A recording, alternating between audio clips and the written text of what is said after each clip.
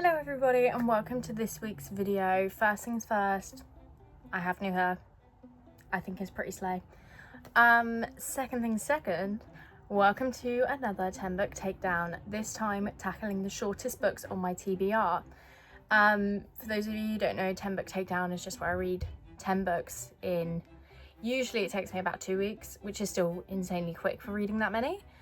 And it's just to try and tackle my physical TBR, because I have too many now. I think it's like 124 that I'm up to now. And the shortest book on that list is How to Defeat a Demon King in 10 Easy Steps. This is actually the newest addition to my TBR as well, so it's literally come straight on and is going straight off. And this was recommended to me by Saskia. I do not know too much about it, but she told me it has the Legend of Zelda vibes. And we know that I love Breath of the Wild. That's one of my favourite games. So I'm looking forward to this. It's 240 pages, nice and easy. I think I could probably read this today. So I'm going to crack on with this and I'll check in with you later to see how far I get on. I'm also going to put in a little clip to show you me scrolling through my shortest books on my TBR, because there are some rules here. Anything that pops up in a series that I haven't read, unless it's book one, I'm not touching. There's so many on there that are Portia McIntosh, because her books are all quite short. I'm only going to do one Portia McIntosh book because that would be really boring for me to sit here and read like 5 in a row. So only one Portia McIntosh is being included, and it will be whatever the shortest one is there. I can't think if there's another rule I had. That's kind of it for now. So like, obviously How to Defeat a Demon King, not part of a series and not a repeat author. Portia McIntosh, literally all of the books I own by her and haven't read are in this list of shortest books. So I'm just going to be reading, and actually I have it on me, Met Your Match, which goes by a different name on Goodreads. It's called like Make or Break on Goodreads, but it's the same book, same blurb.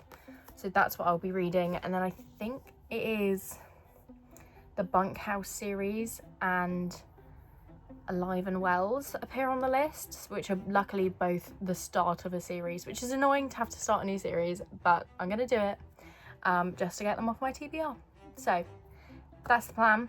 I'll check in with you after work when I've hopefully finished How to Defeat a Demon King in 10 Easy Steps.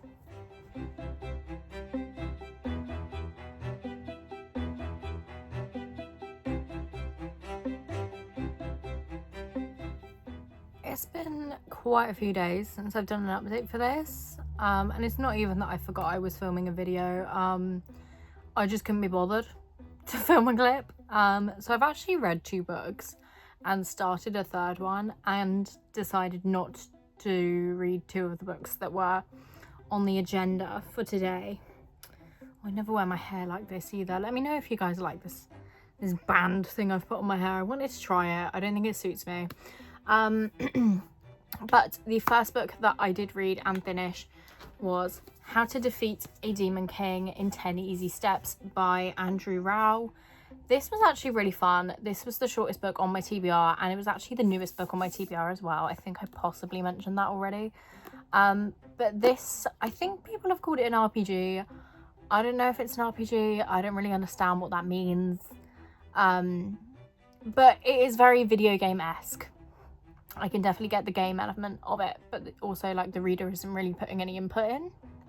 But this follows, I think their name is like Yui or something. Yui? I don't know how to pronounce it. Y-U-I. Yui. Who wants to defeat the Demon King because the heroes keep failing and take too long to reappear. So you can kind of see on the front, it's very Zelda looking. Even down to like the hero typically wears a green tunic and a little green archer's hat, and I was like, that's funny. This is really just Zelda as a book, which I love. The Breath of the Wild game, one of my favorite games. Have I played Tears of the Kingdom? But have I played Breath of the Wild multiple times? Yes. In fact, funny story, when I played it for the first time, I didn't realize I could run, so I just walked the whole time. It took me forever. So I did like that element of it. Some bits were a bit slow. I liked the side character Ken. Is he even a side character? Like sidekick. Ken was really fun. You know, the monsters, the fighting, the world building, very entertaining. There's little pop-ups like in a video game. It says, oh, you have gained a level. Things like that, really cool. But it was a bit slow, which is kind of crazy for a 240-page book. But with that being said, I did give it a 4-star because of the uniqueness. I've never read anything like this before. I probably never will again, to be honest. But this was very, very fun for what it was. So 4-star. Then the next book I picked up, I wanted, you know, a tried and true classic that I know I'm going to like. Met Your Match by Portia McIntosh. Or I think it's called Make or Break on Goodreads, because it's been traditionally published recently. This was actually really, really fun. No surprises there. I love a Portia McIntosh book every single time. This follows Lola, who has a... Oh, I've got the hiccups. This follows Lola, who has a busy life in London, and at her best friend's wedding, she ends up accidentally breaking her leg, and her boyfriend Patrick is like, well, I have to go work in Amsterdam, so I can't help you there. So she ends up having to move back home to Marham Bay in Yorkshire to live with her parents in a really cool B&B they run in a lighthouse. Her work has also told her that she cannot work for them with them while she has a broken leg. So she ends up, well, her mum ends up offering up her matchmaking services to the people of the local community. And you know, this was really fun because I couldn't work out who the love interest was for ages. There's a couple of guys that she sort of talks to that could have been potentials, but then when we meet the love interest, he's so great. I really like the love interest in this one. I'm not going to tell you who it is because I liked the surprise of not knowing, even though I read the back, so I should have been able to figure it out. But I didn't. But I really like this. I read it in like one day, so as always, Portia McIntosh has smashed it. This is a good 4-star, maybe even a 4.25 if I'm being generous. I really, really like this. The matchmaking premise was great. The little group of people that come to the matchmaking service were so fun. But I really enjoyed this. And then the final book that I have to talk about in terms of actually reading it is The Correspondent by Virginia Evans. I have started this. I'm on page 23. It's a bit slow. It's a bit slow. I was expecting like AJ Thickery levels of my interest here, because I do love a little book about an old person. But this is real slow so far. I'm going to push through and keep going, but it's real slow. This follows, I believe she's 73-year-old Sybil, who is a retired lawyer. And the whole book is showing us her life through the correspondence she has with other people, so letters, emails, things like that. It's fine so far. I picked it up because everyone and their nan on YouTube has been giving this a 5-star and saying how profound the writing is, and there's so many great lines in it. I've yet to come across any of those lines. I know I'm only 23 pages in. I'm really judgmental, but I really hope it gets better because I had such high hopes for this. So hopefully I fall in love with it, is the plan. And then the 2 books that I need to mention that I've decided I no longer have any interest in reading. So they are being included in the 10-book takedown because, you know, they're off my TBR. That's the whole point of this, is just shifting books. And that is Yellowface by R.F. Wang and The Locked Door by Freida McFadden. I've had Yellowface on my TBR for 2 years.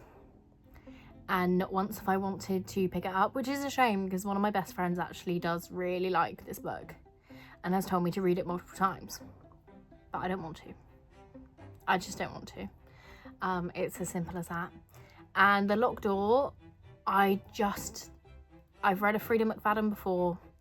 You can see behind me, this is my thriller shelf. Here's the chunk of space where I've taken off the Freida McFadden books I own. Because, you know, I've read one of her books before. It was fine. It was like a 3-star. Everyone says her books are really samey, and I don't want to read the same thing over and over again. Like, that's really funny coming from someone like me who does literally read, like, every cowboy romance series I've read is the same thing, just in a different font, literally. But with thrillers, it needs to be something new that I'm gonna be gripped on. Like, How to Kill a Guy in 10 Days incredible concept and execution. I read that in one sitting. I could not put that down, and then I proceeded to convince Cleo to buy a copy the next day. I need something like that, and unfortunately I don't think Frida McFadden is that for me. So I'm trying to think of other thrillers. You know, Good Girl's Guide to Murder, obsessed with that. The Naturals, was obsessed with that when I read it. I need to reread that actually, because I did love it at the time, and I'm looking at them and I'm like, do I need those? Do I need them? Or like Let's Split Up and Be Right Back, which are these ones here. I love those. They're very Scooby-Doo. That's the kind of mystery thrillers I like. Funny, silly, goofy time that has me hooked. Frida McFadden, not a funny, silly, goofy time. So I'm not going to read those, which means that technically The Correspondent is the 5th book for this video. So I'm going to crack on and try and read as much of that tonight as possible. I am off work this week because it is half term. So, you know, if I don't finish it tonight, it's no problem. I can finish it tomorrow. And the other books, I don't think I even listed them out. The other books that I've got to read are Kiss a Villain, We've Hit Turbulence, Smoking Gun, Alive and Wells, and Blue Willow. Of these books, I think Blue Willow is the one that's calling to me the most, so I might read that next. I might. And a lot of those are on Kindle as well, which I really enjoy. I figured this out as well actually recently. I now have less than 100 books on my TBR. Crazy. This has never happened before. I've done a massive unhaul because nothing is tickling my fancy. I just own too many books for no reason. I'm not going to read them. Like, I've mainly taken off the ones that are just like an author that I've read before and not liked, or has been on my TBR for 2 years and I have no intention of picking it up. But I've got rid of so many books this year. They're all on my Vinted, which I will link below if anyone is interested. I don't know when this video is going up in comparison to when I'm filming it, so we'll see if anything's still on there. But of the 96 books that are currently on my TBR, 48 of them are on Kindle Unlimited. So I think I'm entirely within my right to read everything on my Kindle until I've got through that list. And I intend to do so. So a lot of these clips, unfortunately, are going to be me reading on my Kindle, because I think Alive and Wells, Blue Willow, Smoking Gun, and Kiss a Villain are all on Kindle Unlimited. So probably going to do that. But I will try and check back in with you when I finish The Correspondent, but if not, it will be after whatever I've read after that.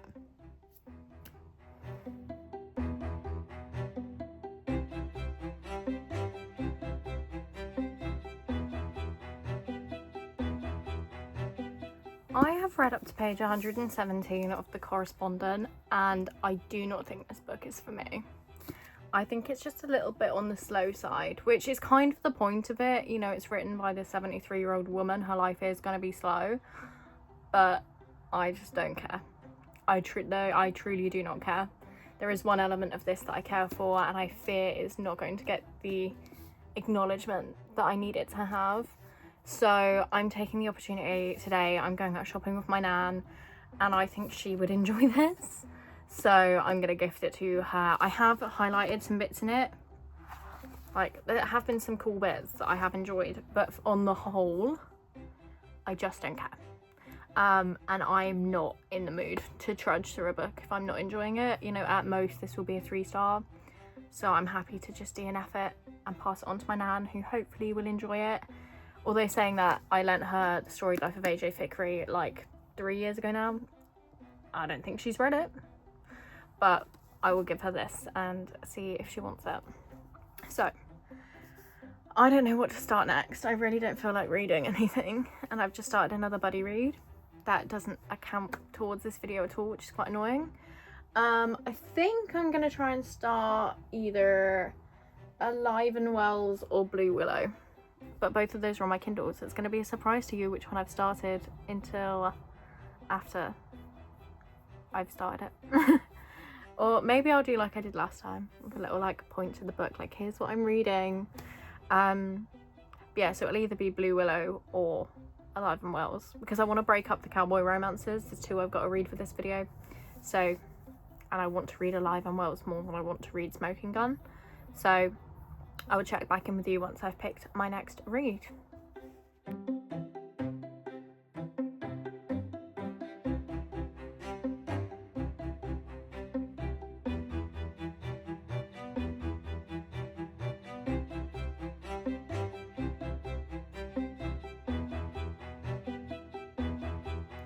I have updates to give. I ended up reading and finishing Blue Willow by K.I. Stevens, and I've given it a 2.75. Like, it wasn't bad, it wasn't good, it was just kind of there. This follows Elsie, who has inherited her grandma's inn called Blue Willow, and she wants to sell it. But when she gets there, Wells is kind of like the maintenance guy who's still living there, because her grandma said he could, and he obviously does not want her to sell it because he sees the magic of the inn. Now, this magic is what I have an issue with. Is it actual magic, or are they just saying that because it's got like a magical vibe to it? I have no idea. Is it magic? I don't know. And that kind of bugged me throughout the entire reading experience of this. And I thought the romance kind of came out of nowhere. And then it was really hot and heavy. Which again was kind of weird because you don't look at this and think, yeah, that's a spicy book. But no, it's a spicy book. There's at least 2 spicy scenes that I can think of off the top of my head. So yeah, I'm giving it a 2.75. You know, it was okay. But I am going to be unhauling this book. I did read it on Kindle as well, so it's still in pristine condition. But this doesn't bode well for the fact I own 3 other K.I. Stevens books. So we'll see what I think of those when I get to them. Then I also started reading Kiss a Villain, and I don't know if I'm just in a slump or if I really am just picking the worst books possible off my TBR. I am not enjoying this. I'm going to DNF it because I can't be asked to read it. This is a male dark romance. I don't do dark romance. I thought, you know, I've seen some really good reviews of this. Maybe this is one for me to try. No. It's not one for me to try. I'm not enjoying it. One of the characters is really hot and cold on the other one. I can't figure out how old they're meant to be. I thought they were 10 at the start of the book. And then it said 2 years have passed. But they're talking like teenagers. So I don't know if I've interpreted something wrong and he's meant to be 15 at the start and then 17 in the next bit, but I'm just not enjoying it anyway. So I'm going to DNF this and again unhaul it. This again, pristine condition. My Vinted, as always, is linked in the description down below, so check it out. I don't know when this is going up, so I don't know when or if these are still there. But yeah, I'm just not enjoying this. This is like Russian mafia stuff, and one of them is kind of adopted and doesn't know his actual home, his family, or his name. So they call the same person father and they have the same last name, and it was just a bit odd. So I'm DNFing this at, I think I literally, what page am I on? 105 I got to, and I'm DNFing this, so that's disappointing. But that leaves us with 3 options, and I don't know which one to go for. We've Hit Turbulence, Smoking Gun, and Alive and Wells. Now, these are both cowboys, so I feel like I should go for one of these and then split it up with this one in the middle. But which one? Let's have a little looky at the back. So, Smoking Gun by Lainey Lawson says, nothing says welcome home like an irresistibly hot cowboy inviting himself into your shower. I should have kicked him out the second he barged in. He's my brother's best friend and we're living on a ranch in the same bunkhouse for the next 3 weeks. Disaster waiting to happen. He's hell-bent on keeping his walls up, and I'm a ball of stress, fresh out of medical school, determined to focus on my career and taking care of my family. Despite the long list of reasons why it's a terrible idea, we jump into the burning ring of fire that is secret friends with benefits. As long as there's no strings attached, no feelings, and no kissing, of course. Just when I think Gage will be a distant memory once I'm gone for good, my heart starts to run the show, rules are broken, and lines are blurred. Now I wish the only big secret he's been keeping was me. Oh, I mean, that's a tough one to beat. Maybe I'm gonna pick this one. Or we've got Alive and Wells. These are both first books in a series as well, by the way. And I wish they weren't, because I don't want to start more series. Right, Alive and Wells. The last place city girl Cecily Kennedy expected to end up was a cattle ranch, but she needs a job and refuge from her abusive soon-to-be ex-husband. If only her new boss, Austin Wells, would make it clear whether he hates her or wants her. His gaze makes her feel things she hasn't in years. Though getting over her ex by getting under her grumpy boss isn't worth the potential fallout. Austin's a gruff, no-nonsense rancher who's seriously regretting letting his head cook hire her own help. As far as he's concerned, Cecily won't be sticking around for long. Nobody ever stays, and the wedding ring indent still on her finger makes her more trouble than she's worth. When Cecily's past catches up with her, Austin discovers that she's already placed a branding iron on his heart. He wants her to stay, but first he needs to keep her safe.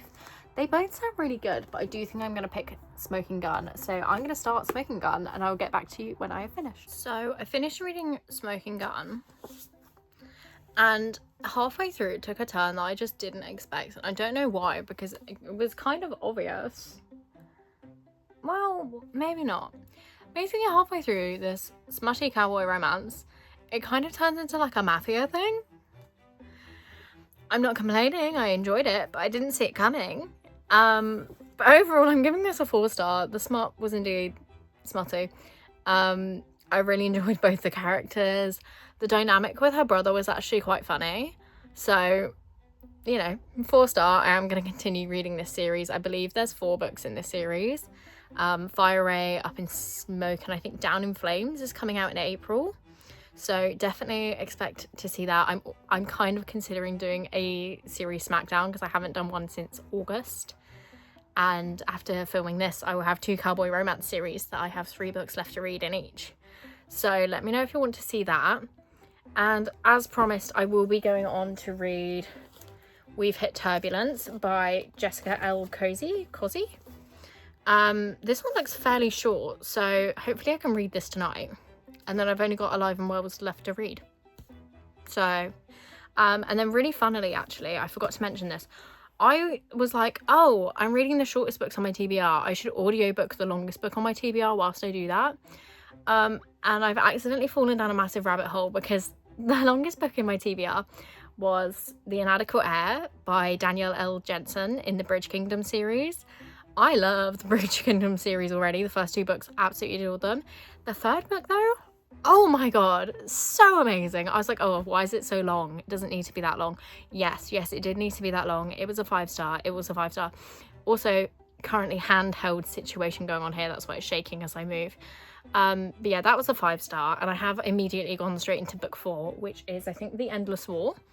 Because they're free on Audible. So obviously I'm going to audiobook them. And I've accidentally fallen down a huge rabbit hole and I may have ordered myself some special editions. Because of course I have. That's what I do. I love a series and then I have it in several editions. You will see soon, actually. I imagine maybe in my wrap-up next week. The background of my video has changed drastically. Like my bookshelves, because I may or may not have bought another Powerless set. Maybe. But that is my favourite fantasy series. So, kind of valid.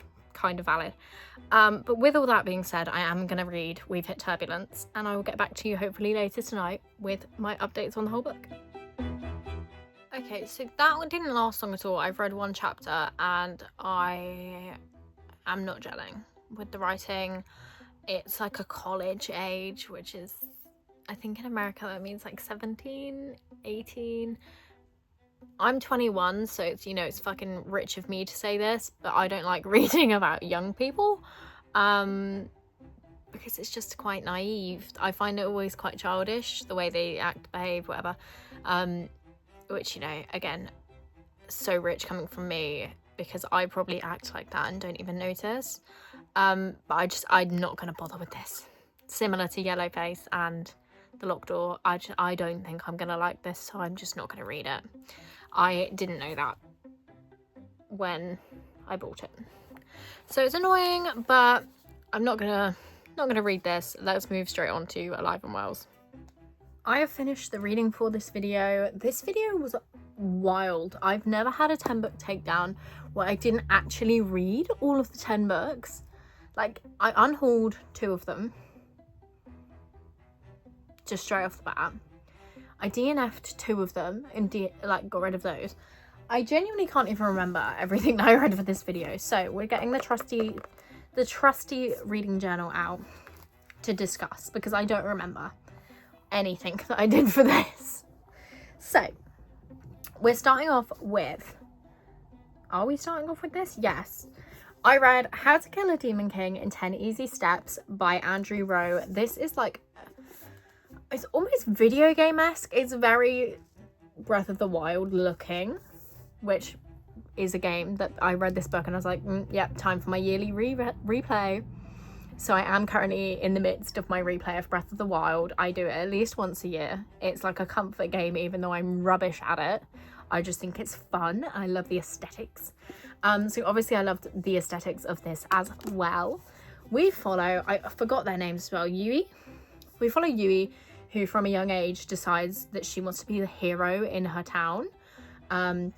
They are plagued by demons, and every century or so a new hero arises wearing the green tunic and hat, very similar to Link in Zelda, and tries to take on the Demon King. And so Yui decides that's gonna be me this time. I don't have the right rank, I don't have the right levels for this, but I'm gonna get them, I'm gonna do it. So we follow him, her, we follow them. I don't know which, I think it's meant to be a girl. I don't know though. In my head it was a girl. But we follow Yui as they are trying to get the levels they need, because it's like if you defeat a certain amount of enemies, it like flashes up in your eyes when you close them and says you've gained this many levels, or you've gained this many experience points. It's really cool concept. I really like it. And there's like dungeons that they have to defeat. She's got a sidekick friend person called Ken. It was just quite fun for what it was, and obviously short as all the books on this TBR were. And I gave this a 4-star. I actually want to display it. I think it's a really gorgeous cover. So I don't know. My brother's got like a Breath of the Wild heart container light, and I don't think he uses it. So I'm tempted to be like, hey, can I have that? Can I steal that from you for my display? But we'll see where this ends up. Then I read Met Your Match by Bestie Portia McIntosh. She's not Bestie. I've never spoken to this woman in my life, but I love her books. She's Bestie for the books. This follows, I've forgotten every single name because my life is now consumed by the Bridge Kingdom series, which isn't even in a video. I don't have a video to talk about the Bridge Kingdom series, but you can bet your ass in my wrap up for February I will be talking non-stop about it. This follows Lola, who goes to a wedding for her best friend, breaks her leg at the wedding, and then her boyfriend is like, yeah, I'm busy, I can't take care of you, so you need to go back to your hometown and live with your parents. So she does that, and then the boyfriend is very unresponsive, and turns out he was cheating. So back in her hometown, her mum decides, because her job as well was like, no, you can't work whilst your leg is broken. And she normally works as a matchmaker for celebrities. So her mum sets up a local matchmaking service run by Lola. And that is where we meet Dean. That is where we meet Dean, who is a divorced police officer. This ate very much.